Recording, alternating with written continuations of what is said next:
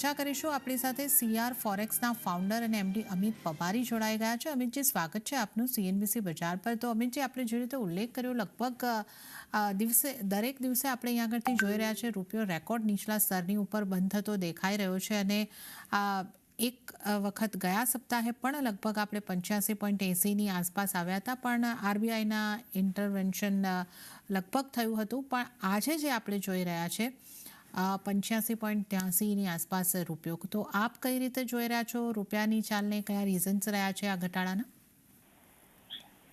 તો સૌથી પહેલા એક ક્વેશ્ચન આવે કે રૂપિયો વીક થયો કે ડોલર સ્ટ્રોંગ થયો. જી, તો સૌથી પહેલા એનો આન્સર છે કે ડોલર સ્ટ્રોંગ થયો એટલા માટે રૂપિયો વીક થયો. આપણી અગર આર્થિક સ્થિતિ જોઈએ તો આપણી આર્થિક સ્થિતિ સારી છે, લેકિન ગ્લોબલ લાસ્ટ 2 મહિનાની અંદરમાં જે ડોલરની સ્ટ્રેન્થ આવી, કે ટ્રમ્પ સાહેબે કીધું કે હું ટેરિફ નાખીશ, ફેડે કીધું કે અમે લોકો ઇન્ટરેસ્ટ રેટને ઓછું કટ કરશું 2025માં, એના વજહથી જે ડોલર ઇન્ડેક્સ જે 100માં હતો ઓક્ટોબરમાં, એ ડિસેમ્બરમાં 108માં આવી ગયું ને આજે 108ની અગલ બગલમાં ચાલે છે. તો અમને એવું લાગે છે કે આવતા દિવસોની અંદરમાં જેવી રીતે ટ્રમ્પ સાહેબ આવશે, એના એવા સ્ટેટમેન્ટ આવી શકે છે કે જે ટેરિફ નાખવાના છે એ બધા આઈટમમાં નહીં નાખે, કોઈ ઓછી આઈટમમાં નાખશે. એ લાસ્ટ ટાઈમ જ્યારે પ્રેસિડેન્ટ બન્યા હતા એ ટાઈમમાં ડોલર ઇન્ડેક્સ 101.50માં હતું અને એક વર્ષની અંદરમાં ડોલર ઇન્ડેક્સ એ ટાઈમમાં 88.50 થઈ ગયું હતું. તો ઓલમોસ્ટ 8 થી 9% એ વર્ષમાં ડોલર ઇન્ડેક્સ વીક થયું હતું. અમને એવું લાગે છે કે હોઈ શકે છે જ્યારે એ આવે આ વખતે બી પ્રેસિડેન્ટ બને એના પછી એ સ્ટ્રોંગ ડોલરને બહુ વધારે ફેવર ના કરે અને ડોલર ઇન્ડેક્સ જે છે 108.50 થી 109.50ના લેવલમાં એક સ્ટ્રોંગ રેઝિસ્ટન્સ ફેસ કરી શકે છે અને ગ્રેજ્યુઅલી ડોલર ઇન્ડેક્સ જે છે એ 105.50ની તરફ મૂવ થવું જોઈએ. એટલે ડોલર ઇન્ડેક્સ 105.50ની તરફ મૂવ થાય છે તો રૂપિયામાં બી 85.80 અને 86 જે છે એ સ્ટ્રોંગ રેઝિસ્ટન્સ રહેશે અને આપણને આવતા દિવસોમાં એક રાહત મળી શકે છે એવું અમારું અનુમાન છે.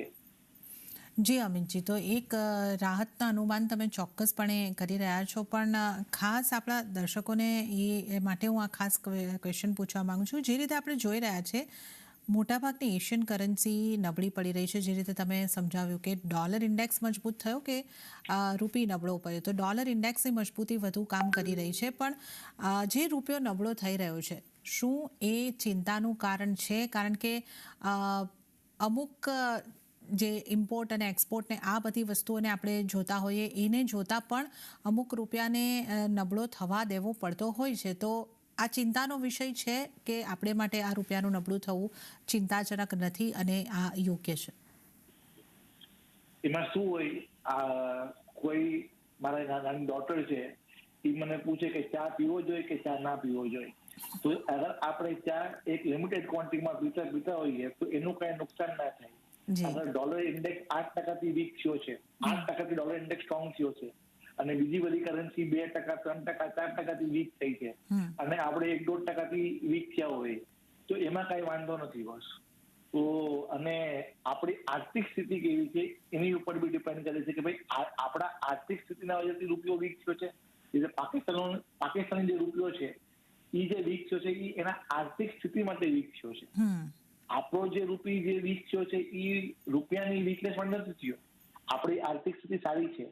આપણે આજે બી ફાસ્ટેસ્ટ ગ્રોઈંગ ઇકોનોમી છે. 1-1.5% ગ્રોથ સ્લો થયું છે, લેકિન એ પાછા નેક્સ્ટ ક્વાર્ટરની અંદરમાં અમને લાગે છે કે ગ્રોથ પિકઅપ થઈ જશે. તો આપણું ઇન્ફ્લેશન કંટ્રોલમાં છે, આપણું ગ્રોથ છે. અને હજી એક વાત તમને કહું છું કે બ્લુમબર્ગ બોન્ડ ઇન્ડેક્સમાં આપણું બોન્ડ હવે ડિસેમ્બર એન્ડમાં લોન્ચ થઈ જશે અને એમાંથી બી કંઈ ઇન્ફ્લો 2 થી 5 બિલિયન આવશે. તો આ બધા પોઝિટિવ એસ્પેક્ટ બી છે.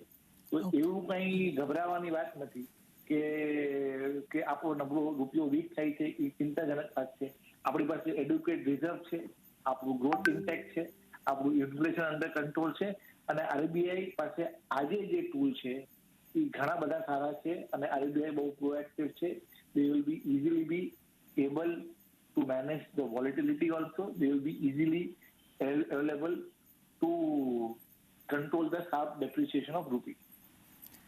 જી અમિતજી, ખૂબ સરસ રીતે આપે સમજાવ્યું અને આપનો આભાર અમારી સાથે જોડાવા બદલ અને આ ચર્ચામાં ભાગ લેવા